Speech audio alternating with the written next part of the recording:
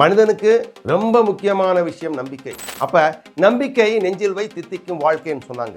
எனக்கு எது செஞ்சாலும் அவன் நல்லதையும் செய்வான், அவன் செருது நல்லது இருக்க முடியும், தவறு இருக்க வாய்ப்பே கிடையாதுங்க.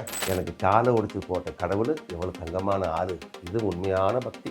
கடவுள் நம்பிக்கையா தன்னம்பிக்கையா, அது ரெண்டையும் மிக்ஸ் பண்ணக்கூடாது. சுபாஷ் டிவிக்கு வரவேற்பு. சுபாஷ் டிவியை பார்க்கும் நேயர்களுக்கு வரவேற்பு. இந்த பதிவில் ரொம்ப முக்கியமான ஒரு அம்சத்தை பற்றி பேச போகிறேன். என்னது? எல்லாமே முக்கியம்தான், இது அதை காரணம் முக்கியம் நினச்சிங்களேன்.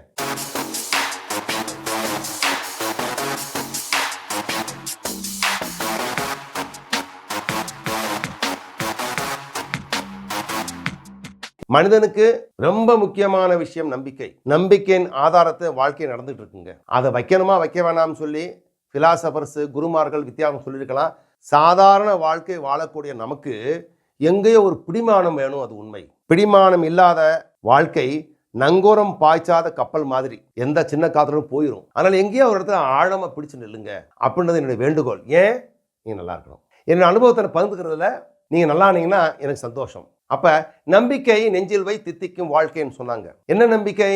ரெண்டு விதமான நம்பிக்கைங்க இந்த உலகமே. ஒன்று கடவுள் நம்பிக்கை, ரெண்டாவது தன்னம்பிக்கை. இந்த உலகம் ரெண்டா பிரிஞ்சிருக்குன்னு சொன்னா ரெண்டு தான் பிரிஞ்சிருக்குது. ஒரு பக்கம் கடவுள் நம்பிக்கை, இன்னொரு பக்கம் தன்னம்பிக்கை. இதுல எதை கையாளணும்? 90% ஆளுங்க கடவுள் நம்பிக்கை இருக்கவங்க, 10% கடவுள் நம்பிக்கை இல்லாதவங்க, அல்லது தன்னம்பிக்கை உள்ளவங்க, அல்லது ரேஷனல் திங்கிங், ஏதாவது சொல்லலாம். நீங்க இப்ப என்ன சொல்ல வரேன்னா, இந்த நம்பிக்கை உண்மையா இருந்ததுன்னா உலகத்துல எந்த விதமான அழிவுகளும் இடர்களும் புதர்களும் எதுவுமே நடக்க வாய்ப்பில்லை. ஏன்னா எல்லா மதங்களும் சொல்ற ஒன்னே ஒண்ணு, அன்பே சிவம், அன்பே கடவுள், அன்பே எல்லாம் சொல்றாங்க. அதுல அப்படி இருக்கா? இப்ப கடவுள் நம்பிக்கை பத்தி பேசுவோம். கடவுள் நம்பிக்கை முழுமையா இருக்கவங்களுக்கு எந்த சந்தர்ப்பம் எந்த கஷ்டம் வராது, வந்தாலும் உங்களுக்கு வேதனைப்பட மாட்டாங்க. ஏன்னா எல்லாம் அவன் கொடுத்தது.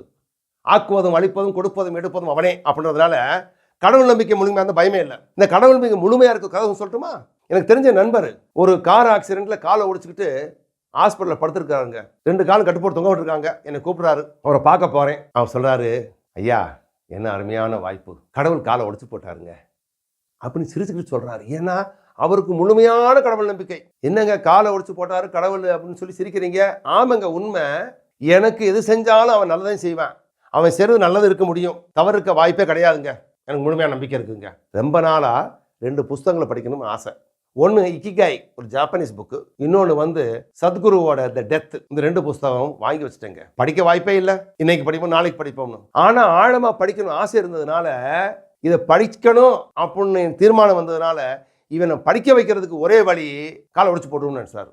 அவர் ஒடிக்கல, ஏதோ ஆக்சிடென்ட் கால் ஒடிச்சு போச்சு. என்ன கருணை பாருங்க. இந்த 15-20 நாள் நான் படுக்க வேண்டியிருக்கும். 2 புஸ்தகம் இல்லை 4 புஸ்தகம் படிக்க வாய்ப்பு. ஆஹா, எனக்கு காலை ஒடிச்சு போட்ட கடவுள் எவ்வளவு தங்கமான ஆளு, இது உண்மையான பக்தி. நம்ம என்ன செய்யறோம்? காலை ஒடிச்சு போட்டவன திட்டுவோம். அவனை போன வாரம் தான் வடமாலை போட்டேன், இப்படி பண்ணிட்டியாடா அப்படின்னு திட்டுறது நம்ம வழக்கம். அதனால உங்க கடவுள் நம்பிக்கை கொஞ்சம் சோதிச்சு பாருங்க. நீங்க முழுமையான நம்பிக்கை இருக்கவங்களா? அவர் சொல்றதை நீங்க ஃபாலோ பண்றீங்களா?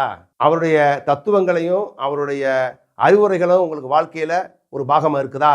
உங்களுக்கு எந்த விதமான கஷ்டம் வராது, வந்தாலும் அது அவன் செயல் விட்டுருவீங்க. ஏன்னா உங்க பொறுப்பு இல்லைங்க, நீங்க நடத்துறதான், எல்லாம் பார்த்துக்குருவேன். அந்த நம்பிக்கை முழுமையா இருந்தா ப்ராப்ளம் கிடையாதுங்க. இது இல்ல, அந்த பக்கம் வருவோம். தன்னம்பிக்கை. என்னை மாதிரி ஆளுங்க எல்லாத்துக்கும் காரணம் நான் தான். கடவுள் நம்பிக்கை இருக்கவங்களுக்கு எல்லாத்துக்கும் காரணம் அவன். தன்னம்பிக்கை உள்ளவங்களுக்கு எல்லாத்துக்கும் காரணம் நான் தான்.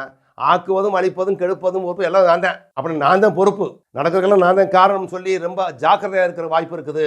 யாரையும் பிளேம் பண்ண மாட்டோம். கல்லு தடிக்கு கீழே விழுந்தா கூட சரியா பார்க்கல, நான் தான் காரணம். பஸ்ஸை மிஸ் பண்ணிட்டேன், லேட்டா போன நான் தான் காரணம். என்னுடைய மனைவியோட உறவு சரியா இல்லை, நான் தான் காரணம். எல்லாம் நான் தான் காரணம் தெரிஞ்சுக்கிட்டவே மாறிடுவேன். அவன் யாரும் பிளேம் பண்ண மாட்டான். பிளேம் கேம் இருக்காது. அங்க முழுமையான தன்னம்பிக்கையில் இருக்கவே என்னை கஷ்டப்பட மாட்டான். ஏன்னா அதுக்கு காரணம் நான் தெரிஞ்ச உடனே தன்னை சரிபடுத்திக்கிட்டு வாழ்க்கை முன்னால போயிடுறான். அதனால நீங்க இன்னைக்கு இருந்து எந்த நம்பிக்கையும் தெரியாது, கடவுள் நம்பிக்கையா தன்னம்பிக்கையா, அது ரெண்டையும் மிக்ஸ் பண்ணக்கூடாது. இது வேற அது வேற. ஏதாவது ஒரு நம்பிக்கையில நீங்க ஆழமா பதிஞ்சு முழுமையா பொறுப்பு எடுத்துக்கிட்டு வாழ ஆரம்பிச்சீங்கன்னா வாழ்க்கை இனிமையா மாத்திரம் கிடையாதுங்க.